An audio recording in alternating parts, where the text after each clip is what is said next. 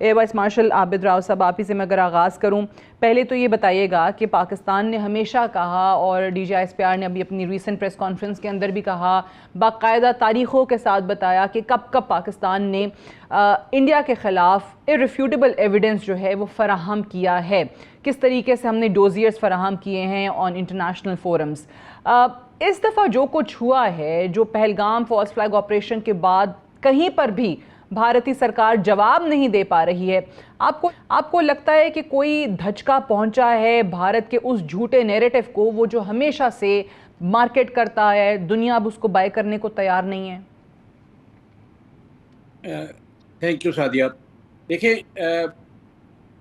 ابھی بہت یہ ان کے ساتھ جو ہوا ہے وہ آپ پولیٹیکل سائنس میں یا بلکہ سوشل سائنس کا یہ اصول ہے کہ آپ ساری عمر اگر کسی آئیڈیل کو فالو کریں، کوئی نیریٹو اپنا لائف کا بنائیں، پرنسپلس کو آئیڈیل بنائیں، اور later in your life you realise کہ وہ فیک ہیں، فالس ہیں، بوگس ہیں، جھوٹے ہیں، جی، تو جو آپ کی سائیکولوجیکل کنڈیشن آپ کے دماغ کی، آپ کے بیہیویئر کی ہوگی، وہ وہی ہے جو آج مودی کی ہے، امت شاہ کی ہے، اور آدتیہ یوگی ناتھ کی، اور یہ جو بی جے پی کے جو ملیٹنٹس ہیں ان کی ہے۔ یہ چاہ رہے تھے کہ اکتوبر میں ایک 100 سالہ جشن منائے آر ایس ایس کا، کیونکہ اس کے 100 سال پورے ہو رہے ہیں اکتوبر میں، تو یہ اس میں پیش کریں کہ یہ جو 2014 میں اس نے قسم کھائی تھی پاکستان کو ختم کرنے کی، ارریلیونٹ بنانے کی، اور ہر اپنی تجویز کنندہ مطلب یہ سزا جو یہ خود پاکستان کو دیں، وہ پاکستان کو دے سکیں۔ الحمدللہ ہماری آرم فورسز نے اس کا وہ نیریٹو اس انداز میں دیا ہے 2019 میں بھی، اور اب بھی 2025 میں بھی، کہ اس کا ایمان شیک کر دیا ہے کہ جو آپ کا نیریٹو ہے وہ آپ کی آرم فورسز نہیں کیری کر سکتی۔ تو یہ جو ڈائلیما ہوا ہے اس کے شوق سے نہ امریکہ بھی نکلا ہے، امریکہ خود بوکھلایا ہوا ہے، بیکاز امریکہ کا بغل بچہ تھا انڈیا، اس کو چائنا کے لیے کر رہا تھا، اس بات پہ ناراض ہے کہ اس نے وہ ساری ان کی جو کیلکولیشن پچھلے 10-15 سالوں کی جو تھی ساؤتھ چائنا سی میں چائنا کو کنٹین کرنے کے لیے، ان کی ٹریڈ روکنے کے لیے، وہ فیل ہو گئی ہے، بیکاز میں سب سے بڑا پارٹنر ان کا امریکہ کا انڈیا تھا، پھر اس کے بعد یہ آسٹریلیا تھا، جنہوں نے اپنی اس بلو واٹر نیوی اس میں تیار کی تھی کہ یہ چائنا کو چیلنج کریں گے۔ اسی کے ریئیکشن میں پھر یہ سی پیک اور یہ آلٹرنیٹ روٹس کی بات ہوئی تھی۔ اچھا، اب سچویشن یہ ہے کہ رشیا اپنے S-400 کی وجہ سے شرمندہ ہے، جی، فرانس رافیل کے پٹ جانے پہ اس کے جو ویپنز ہیں، بیکاز نیٹو کا یہ فرنٹ لائن فائٹر ہے، اس کے جو EW سویٹس ہیں وہ فیل ہو گئے ہیں، اس کے ویپنز فیل ہو گئے ہیں، میٹیور، اس کے جہاز فیل ہو گئے ہیں، جن کی سمجھ میں نہیں آیا کہ ان کے ساتھ ہوا کیا ہے، تو وہ پولیٹیکل نیریٹو جو ہے وہ بھی فیل ہو گیا ہے۔ اب آپ نے یہ ان کے فارن منسٹر کی اسٹیٹمنٹ دکھائی، یہ اتنا بوکھلایا ہوا ہے کہ یہ پریس کو فیس نہیں کر رہا، نہ ملک میں نہ ملک کے باہر۔ تو اس کے اس میں سچویشن میں اللہ نے پاکستان کے ساتھ جو پوزیشن ہماری ری اسٹیبلش کر دی ہے، وہ ہر طرح کی وہ عجیب عجیب پالیسیز لا رہے ہیں۔ میں برکھا دت کی جیسے بات کر رہا تھا، وہ بڑی فکر ہے کہ ہم تو 2 فرنٹ وار کی بات پاکستان اور چائنا علیحدہ کرتے تھے، یہ تو چائنا تھرو پاکستان نے آ کے اپنا جو ہے نا وہ ملٹری سپیریورٹی اسٹیبلش کر دی ہے۔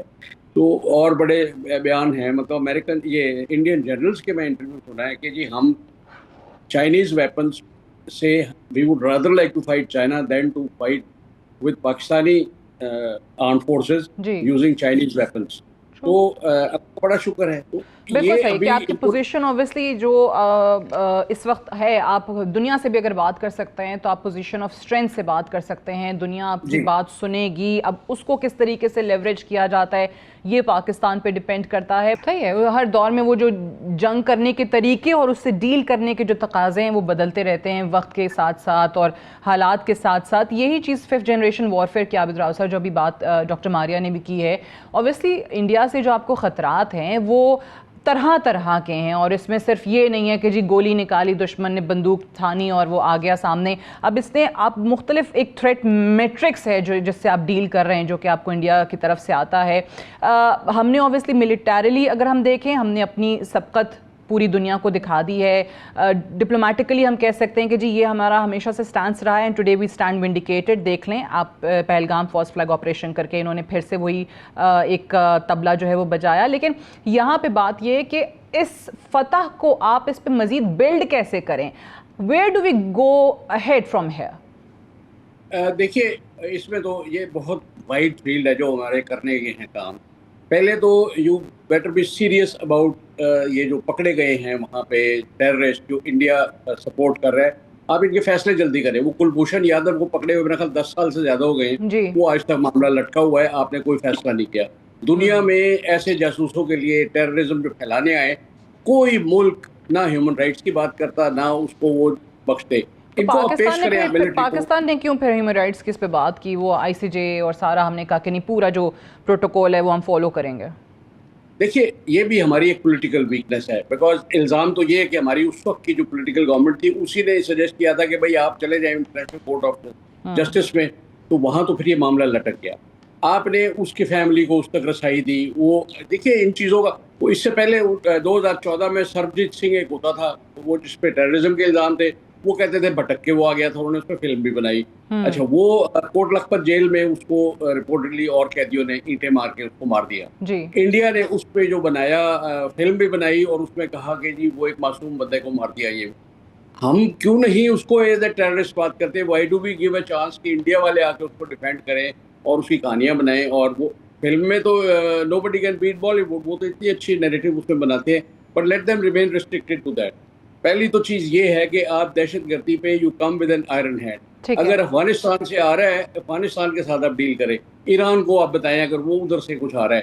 ہم یہ باتیں مطلب ہم نے تو 10 سال پہلے بھی ایک دفعہ ایرانین پریزیڈنٹ آیا تو اس کو ڈوزیئر دیا تھا, لیکن what did we do to those terrorist یا جو بھی تھے, ان کی فریکوینٹلی آنا جانا جو تھا بارڈر کے تھرو رہا. Let's be serious about it کہ اب ہم صرف الزام نہیں لگائیں گے, ہم اس پہ عمل بھی کریں گے. دوسری بہت بڑی چیز جو ہماری بات کبھی سنی نہیں گئی پچھلے 40 سالوں میں, وہ ایک تو leave alone India's size of trade and business and economy. بات یہ ہے کہ آپ یہاں اسٹیبل تو ہوں, ایک اسٹیبل پولیٹیکل گورنمنٹ کی جو ہے نا سے دنیا میں اس کی رسپیکٹ, اس کی بات میں وزن, اس میں اور جو ہمارا اسٹیٹ رہا ہے اس میں زمین آسمان کا فرق ہے. وہ ہے نا بین شاگر کا شعر کہ میں سچ کہوں گی مگر پھر بھی ہار جاؤں گی. وہ جھوٹ بولے گا اور لاجواب کر دے گا, چاہے آپ کا پانی کا مسئلہ ہے, چاہے ٹیررزم کا مسئلہ ہے, چاہے ان کی جو نفرت انگیز پروپیگنڈا اور میڈیا وار ہے جو ہم پہ شروع ہوئی ہے. پاکستان نے تو سن 70 کے بعد انڈیا کا نام نہیں کسی الیکشن میں لیا ایز این اینیمی. وہاں آج بھی پاکستان کے نام پہ الیکشن جیتے جاتے ہیں, چھوڑ دیں اس کو, I mean we can leave that. تیسری چیز آپ کی اکانومی ہے. آپ $1 بلین کے پاس بھاگتے ہوئے جاتے ہیں IMF کے پاس, تو اس لیے آپ ایک سیلف ریلائنس کی بات کریں. یہاں آپ اکنامکلی اپنے آپ کو اسٹرانگ کریں تاکہ دنیا اوبیسلی آپ کی بات زیادہ سنے.